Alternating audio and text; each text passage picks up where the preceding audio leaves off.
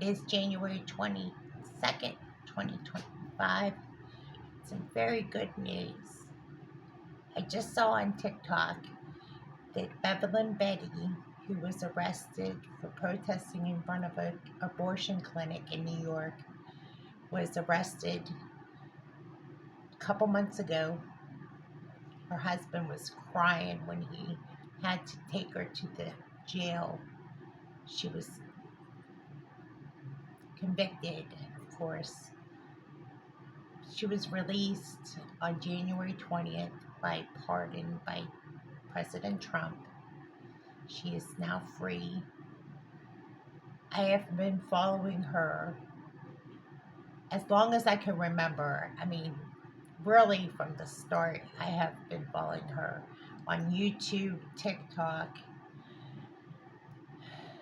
I'm so excited to announce this news. I can't wait to hear back about her testimony, her jailhouse experiences, how many people may have got saved. She not just was, but she's such a warrior for Jesus Christ. It makes me so excited to hear this news. And as you know, so many of us who witness or share our testimony, she didn't start out as a Christian, but she certainly has been an active member of the pro-life community and spoke and traveled everywhere to advocate for the unborn. So, everybody, oh, I got another water jug. Listen, I'm not into the Stanley Cups by any stretch, but my niece, um, long story short, they all got Stanleys. I don't need to change the subject here, but they all got these Stanleys. As you know, this is not a Stanley, by the way, but I didn't realize how cold the water stayed in the stainless container. Now I still have my other one, but it actually is really huge and heavy. But the reason I got it is because I got a laptop bag coming, and the way the laptop bag is positioned, it actually has a cup holder for a Stanley. So I said, for $14, I got this at TJ Maxx, and I said, okay, I'll just do it. So it's not like I'm trying to follow the trend, or I'm trying to like do something here to win over the young vote or anything. But I would like to get a Stanley just to see what it's like to have one. But they're $75. Some of them are probably more expensive than that. Okay, I said my piece, but it is pretty nice. It is massive. I don't know. I own one. I don't own a Stanley though. It is not a Stanley, so you know. Okay, big news. Vice President J.D. Vance is in Western North Carolina. He's surveying the conditions of the people and the conditions that they're in right now.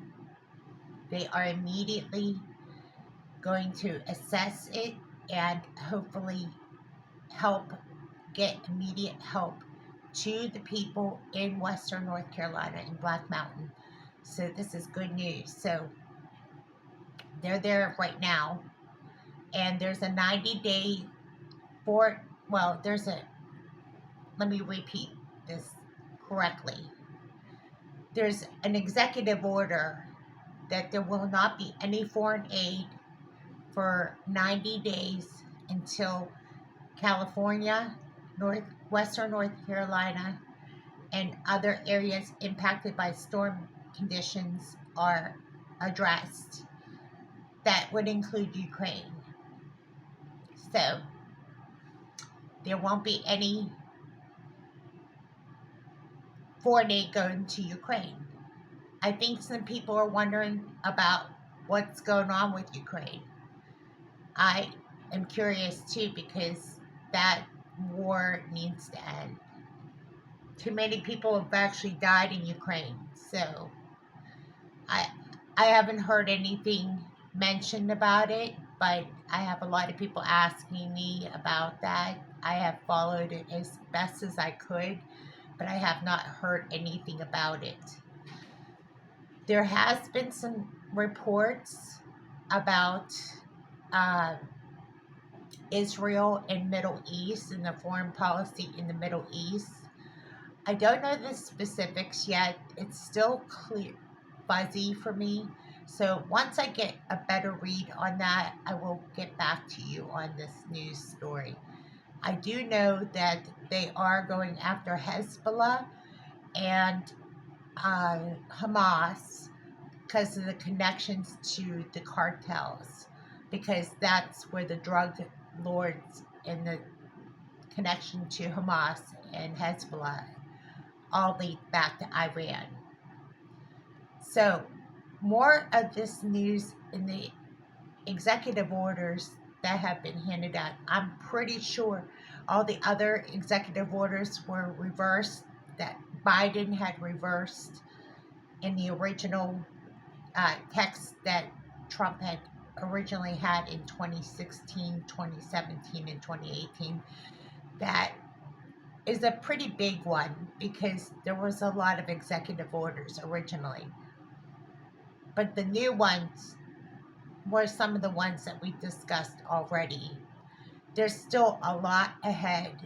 We are watching, I mean, me and my cousin are watching carefully and trying to follow as much of the news stories as we can possibly can.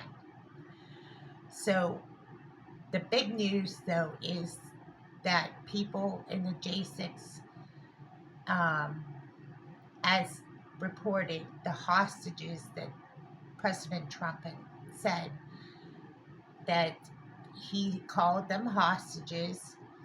Uh, there were some that did not get released. So that report is coming out too. The selection of those who are going to be in the committee, or I'm sorry, not committee, but in the cabinet, are now being looked at, including Pete Sedgwick. He is now going through the process that they are selecting him for the position of Secretary of Defense.